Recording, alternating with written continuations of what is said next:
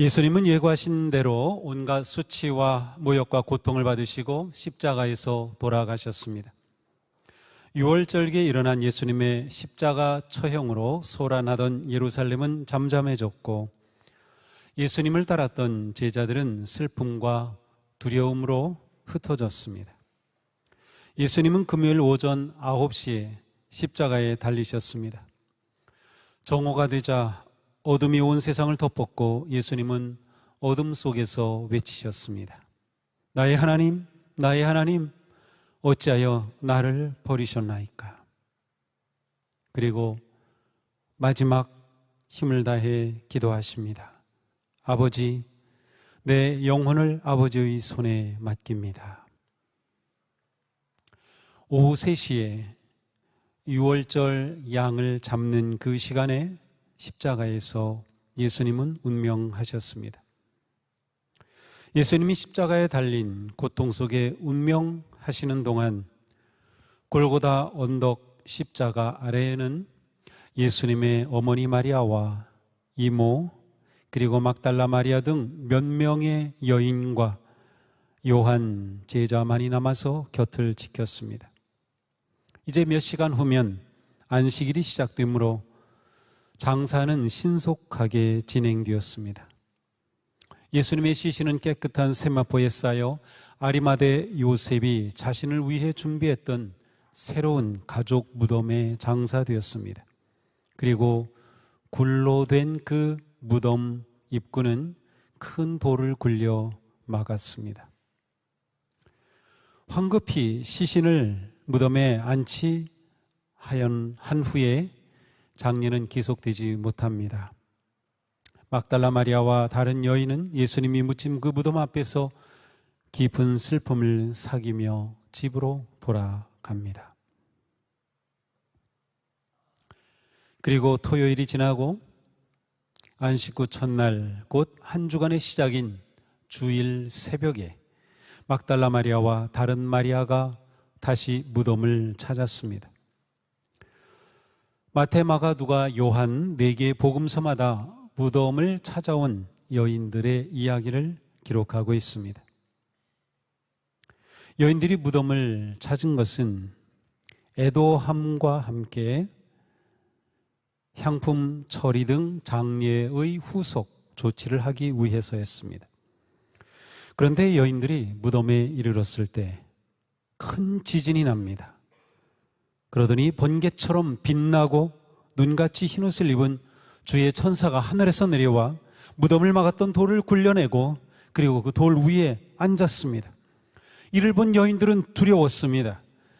무덤을 지키던 경비병들도 떨면서 죽은 사람처럼 굳어졌습니다. 예수님의 부활 사건의 지진, 번개가 언급되는 것은 우연이 아닙니다. 구약 성경을 보면 지진과 불은 전능하신 하나님의 나타나심과 관계된 현상입니다. 지진은 예수님이 십자가에 운명하시던 시간에도 나타났지요. 바로 예수님이 하나님이심을 드러내는 것입니다. 예수님이 십자가에서 돌아가실 때 지진과 함께 성전의 휘장이 찢어졌습니다. 이렇게 무덤에 안치된 예수님, 무덤은 죽음을 모시는 곳이죠. 종교 지도자들과 세상의 권력자들은 비치며 진리신 예수님을 죽였고 무덤 안에 가둠으로 그들이 승리한 것처럼 보였습니다. 그러나 하나님은 인간이 막아놓은 무덤의 돌을 굴려 버리셨습니다. 하나님은 부활의 능력으로 무덤을 열고 생명을 불어넣으셨습니다. 절망과 어둠의 무덤을 열고 생명과 빛을 비추시는 하나님의 능력, 바로 그것이 부활입니다. 예수님의 부활은 세상의 불의와 교만과 음모의 무덤을 해체하고 절망의 장벽을 무너뜨린 생명의 승리입니다. 예수님의 부활은 진리의 승리입니다. 사랑의 승리입니다. 빛의 승리입니다. 부활은 우리 삶의 지진을 일으키는 것이에요. 하나님의 임재하심과 부활의 능력으로 무덤의 문이 열리는 것입니다. 우리 삶의 무덤이 열려져야 됩니다. 나 자신을 가둔 무덤 무엇입니까? 죄와 두려움과 절망의 무덤 가운데 있습니까? 무덤의 문이 열려져야 합니다. 이 시간 부활의 능력으로 절망의 무덤이 열리며 어둠의 장벽이 무너지는 놀라운 부활의 역사가 있기를 축복합니다. 내 자신의 인생을 얽어매던 사슬이 끊어지는 생명의 은혜가 임하기를 축복합니다. 무덤을 지키던 경비병과 무덤을 찾아온 여인들은 똑같은 장면을 목격했어요.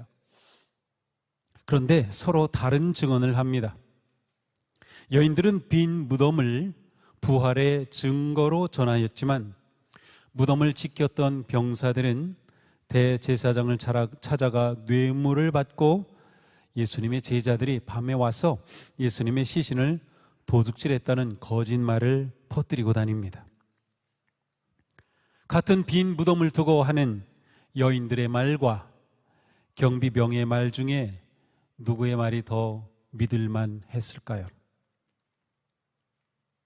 만약 여인들과 경비병들이 이 당시 유대 법정에 선다면 법정은 누구의 증언을 인정해 줄까요? 아마 경비병의 말일 것입니다. 왜냐하면 그 당시에 유대인 법정에 여성은 증인으로 설 자격이 없었습니다. 오직 남성만이 증인이 될 수 있었던 것이죠.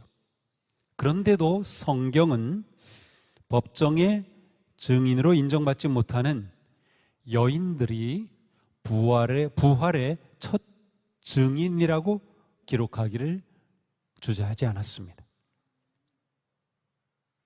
그만큼 예수님의 부활은 사실이고 진실이었기 때문입니다. 억지로 꾸며내서 증언으로 하려는 것이었다면 여인의 말을 복음서에 기록할 리가 없는 거예요. 이 여인들은 교양을 갖춘 예루살렘 여인들이 아니었습니다. 그저 변방 갈릴리에서 온 보잘것없는 여인들이었습니다. 그런데도 놀랍게 이 여인들로부터 부활의 생명과 진리가 전파되었습니다. 여인들의 증언이 진실이었던 것이에요. 하나님은 약한 자를 들어 사용하시고 부활의 증인으로 세우십니다. 이것이 하나님의 은혜입니다. 이것이 복음입니다. 이것이 하나님의 능력입니다. 천사는 여인들에게 말했죠. 두려워하지 말아라. 나는 너희가 십자가에 달리신 예수를 찾는 줄 안다. 그는 여기 계시지 않다. 그가 말씀하신 대로 그는 살아나셨다. 와서 그가 누워 계시던 것을 보아라. 그리고 빨리 가서 제자들에게 전하기를 그는 죽은 사람들 가운데서 살아나셔서 그들보다 먼저 갈릴리로 가시니 그들은 거기서 그를 뵙게 될 것이라고 하여라. 자, 천사가 여인들에게 한 말은 세 가지입니다. 첫째, 두려워하지 말아라. 두 번째, 장사되었던 것을 보아라. 목격자가 되는 것이죠. 부활의 현장을 보라는 것이죠. 세 번째, 전하라는 것이에요. 빨리 가서 이 부활의 소식을, 또 예수님이 갈릴리로 가실 것이라고 하는 이 사실을 전하라는 것입니다. 두려워하지 말아라, 보아라, 전하라. 이것은 우리 신앙생활의 사실은 가장 중요한 틀입니다. 우리가 예수 그리스도를 믿는 것은 부활의 주님을 믿음으로 우리 삶의 모든 두려움과 의심과 걱정을 몰아내는 것입니다. 죄에 대한 심판과 멸망의 두려움을 벗어나는 것이죠. 우리는 바로 그것을 예수 그리스도의 십자가와 부활의 목격자로 경험하는 것이에요. 고백하는 것이에요.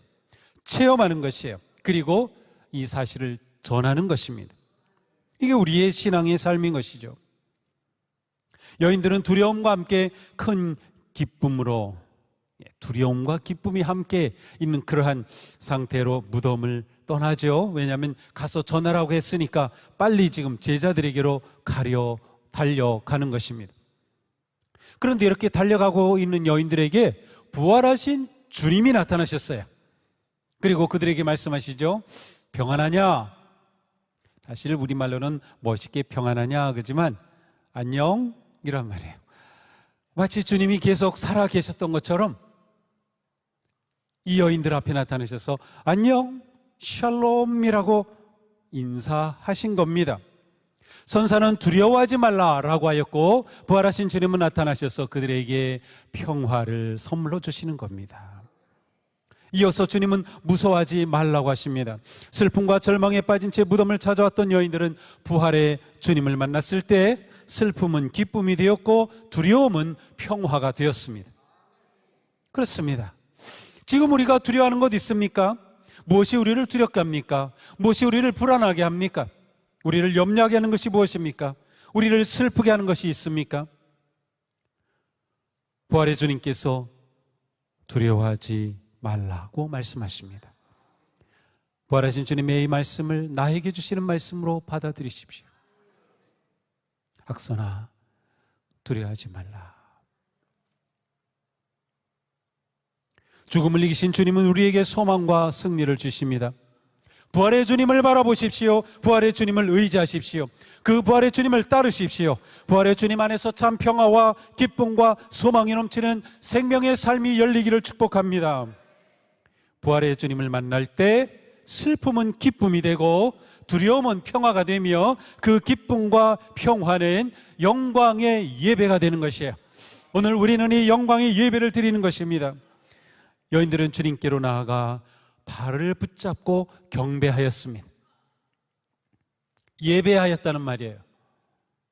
여인들은 부활하신 예수님을 예배한 첫 제자들이 되었습니다. 이후에 제자들도 부활의 주님을 만났을 때 주님을 경배하였습니다. 부활의 주님을 만난 제자, 여인들, 그리고 이후에 부활의 주님을 만나는 사람들이 똑같은 반응은 경배였습니다. 부활하신 예수님께 드린 경배는 이후에 모든 교회가 드리는 예배의 의미와 방향이 되었습니다. 기독교는 부활의 종교이며 부활의 백성인 그리스도인들은 주일에 모여 주님을 예배하고 떡을 떼었습니다. 안식 후 첫날인 주일이 주님의 날이 된 것은 그날 주님께서 부활하심으로 생명의 주가 되셨기 때문이에요. 그래서 이들은 원래 유대인 제자들이었지만, 유대인 그리스도인들이었지만 그들은 더 이상 안식일 회당 모임이 아니라 주일 예배자로 바뀌는 것이에요. 우리의 예배는 부활하신 그리스도를 만나는 자리이며 부활의 주님을 경배하는 자리입니다. 모든 주일은 부활의 날입니다. 모든 주일은 작은 부활절이라고 말할 수 있어요. 우리의 예배 중심에는 언제나 부활의 주님이 계십니다. 사랑하는 성도님, 예배할 때마다 부활의 주님을 찬양하고 부활의 주님께 감사와 영광을 올리시기를 바랍니다. 여인들의 경배를 받으신 예수님이 말씀하셔요. 가서 내 형제들에게 갈릴리로 가라 하라. 거기서 나를 보리라. 예수님의 부활을 알리고 증언하라는 말씀이에요. 천사들도 똑같이 말씀했고 예수님도 똑같이 말씀하셨어요. 그런데 이렇게 말씀하시면서 예수님이 뭐라고 하셔요? 내 형제들에게. 이들이 누구입니까? 예수님을 배반한 사람들이에요. 이들은 주님의 십자가의 고난과 죽음을 외면하였어요. 예수님을 따르기는커녕 제자들은 배반하고 예수님을 따르지 못했어요. 다 숨어 도망하고 말았습니다. 제자로서 실격입니다.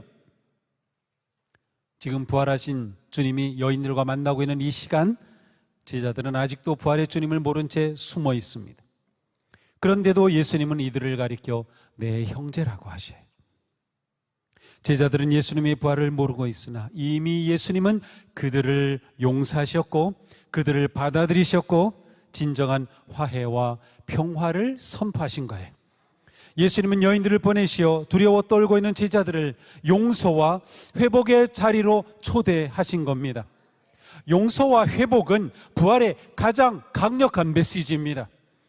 우리는 이 메시지를 놓치기 쉽습니다. 부활하신 주님이 우리에게 베푸신 최고의 은혜는 바로 용서와 생명의 회복입니다.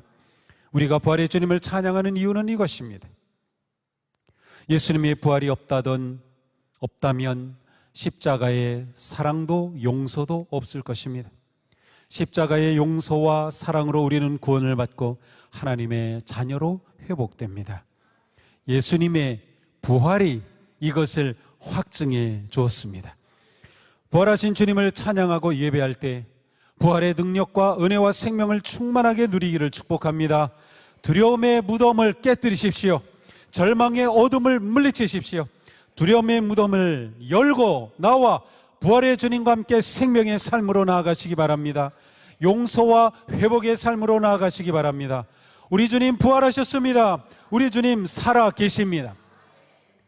주님이 살아계시다는 사실이 너무도 중요해요. 우리는 예수님 부활하셨습니다 는 말하는데, 그렇게 하고 끝난다면 그건 그냥 역사적 사실로 끝나고 말아요.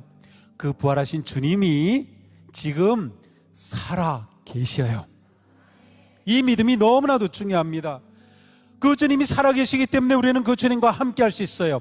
우리는 부활의 주님의 인도하심을 받을 수 있어요. 부활의 주님께서 우리를 이끄시고 우리를 잡아주실 수 있는 것이죠.